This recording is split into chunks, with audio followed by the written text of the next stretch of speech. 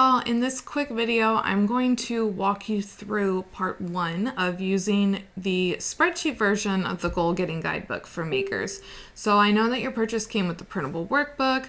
For whatever reason you may prefer using the spreadsheet version of it, or maybe you plan to use both in conjunction. So I'm just going to show you how to use part of this spreadsheet in this video. First of all, I want to say that if you're going to use this spreadsheet, you still want to have access to the printable workbook because it's going to have like some good explanations and content in here for you to read through about the goal setting process that I use in the spreadsheet.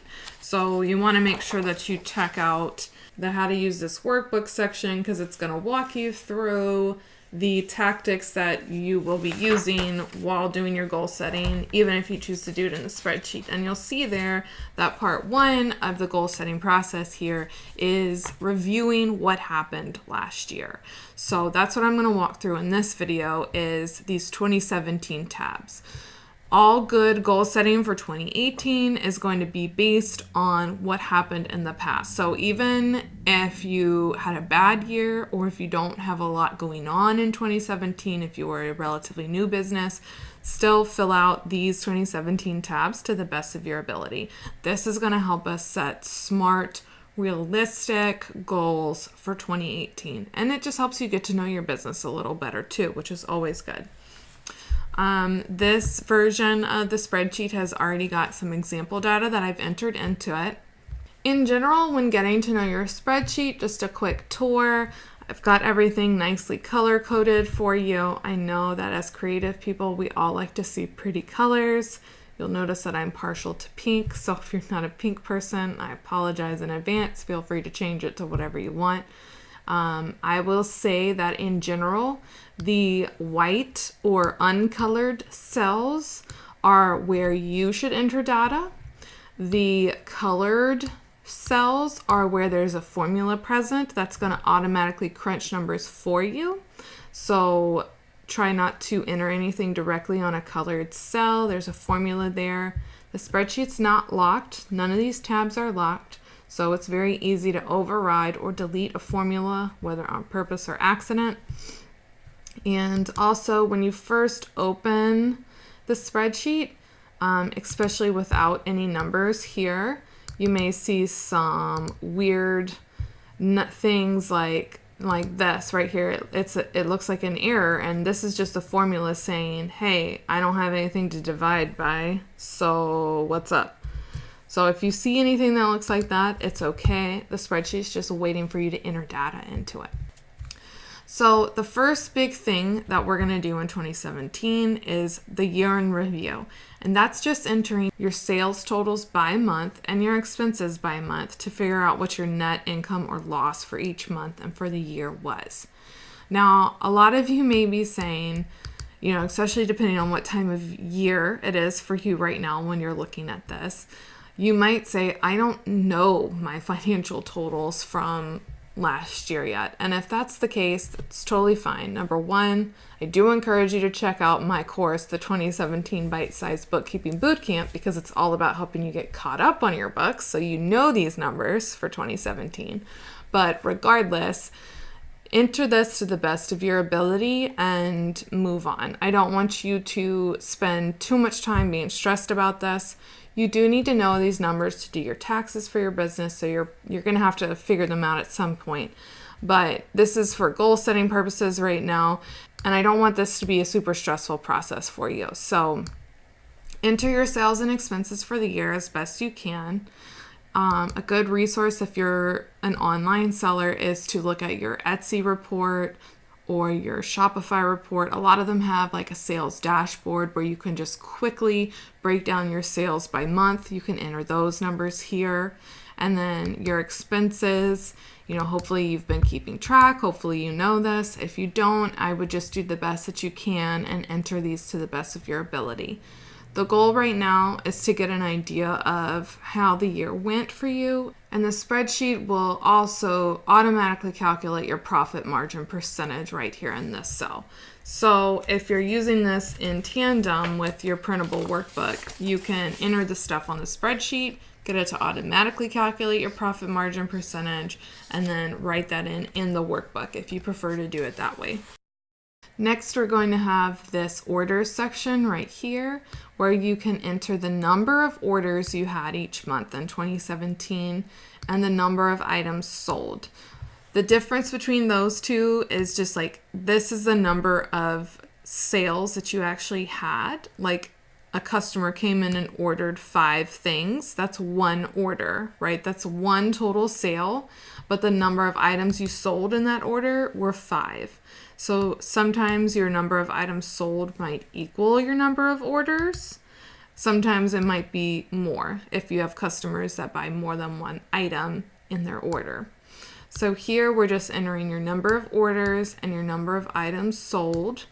And we're going to figure out the average sale, like the average dollar amount that you made per order, and the average number of items you sold in each order. In both cases, the bigger those averages are, the better, generally. So again, we're just kind of laying some groundwork to figure out how things went in 2017 for you, so we can set goals for 2018 and figure out how to improve. So now that you're thinking about the number of orders you had and what people were buying from you, we've got this orange 2017 products tab. Now this is broken into 2 categories here. And we're going to think of this as like a product top 10. So for you, that might be literally your top 10 items, your top 10 products, or you could think of it like your top 10 product categories. It really depends how you want to think about it and what you sell. If you sell all onesies, then you might break this down by your top 10 best-selling onesies. Like, this is my birthday onesie, this is my cupcake onesie, this is my mermaid onesie, whatever.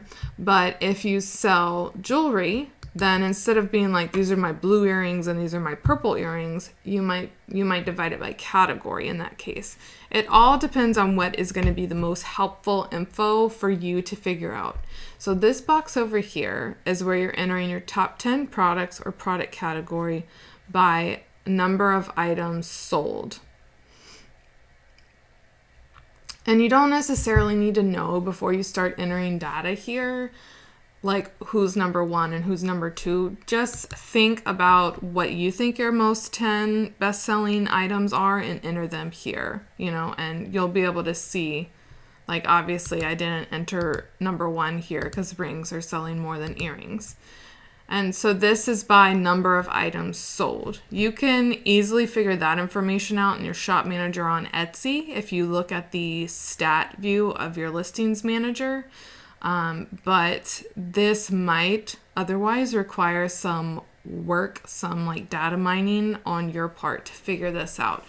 And if it does, I apologize if it takes a lot of time, but it's good numbers to have. It's good data to know. You want to know what your most popular items are, because that's going to help you figure out where you should be spending your time and your energy in 2018 to more easily and efficiently meet the goals that you're going to set.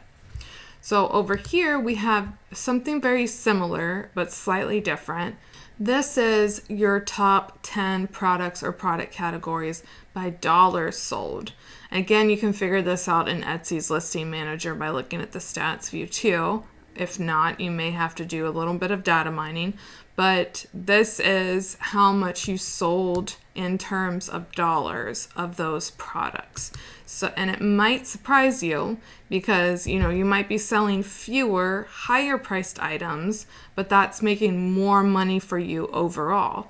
So this is going to help when we're goal setting in the future. Like, I'm selling a lot of rings, but I'm not making a whole lot of money from those rings. I really need to spend more time pushing my earrings because I'm making a whole lot more revenue from that, even if I sell way fewer of them. And of course, a lot of that's going to depend on how much they're costing you too, which we'll dive into later. But these are all good stats and numbers to know so that we can make some smarter decisions for the future. So fill out these 2 tables for 2017 before moving on to the next tab. All right, so real quick, once you've got some data in these, I know that in the workbook version,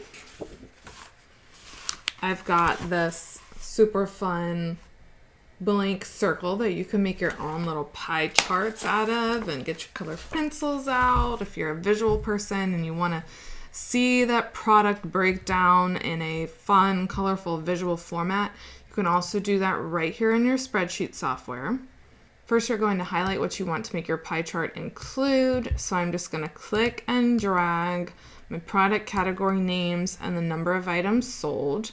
And then I'm going to go to Insert Chart. You can also go to the Chart tab if you have one. And I'm going to click Pie. I personally like a 2D pie, but you can format it however you want it. And your spreadsheet software is going to make a pretty little pie chart for you here.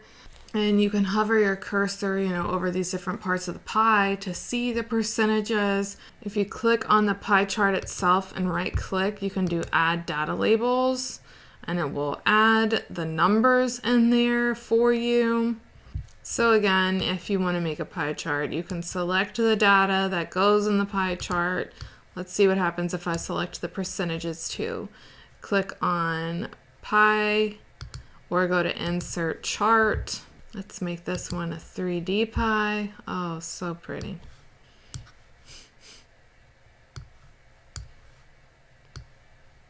Now, you can do a lot of things to format your charts to look pretty if you want to get really into it. It's going to really vary on what sort of spreadsheet software you're using. But I know, for instance, you might want to add a title to your chart so you know what you're looking at. I'm doing Excel on a Mac, so it would look like this in Excel on a Mac, and it will look like this on newer versions of Excel for Windows. But if I click on Chart Layout here, I can do a chart title, and then I can say this is my best selling products by dollar amount. That way I can contrast that with my best selling products by number of items sold. So now I can kind of compare apples to apples. I can even get rid of the legends and click on my chart and go to data labels and add data labels here. So that could be adding the values if I wanted to see the dollar amounts, or that could be the category name, which lets me see what the description of the product or category is. It could be the category name and percentage, so now I can see that. I think that's the most helpful way, so I'm going to set it up like that on this one too. I'm going to change this to be a fun 3D pie. I don't know why it's a different kind of 3D pie, but we'll go with it. I'm going to add those data labels. And now I can kind of compare, rings selling a lot in volume, not selling a lot in dollar amount. Necklaces are making me almost 1/4 of my money, but I don't have to sell very many of them. Let's focus on necklaces. That's not a lot of work for a lot of money. That sounds good to me. Cuffs, not really making me a bunch of money. You can look at these and compare and come up with some good data and trends and analysis for yourself.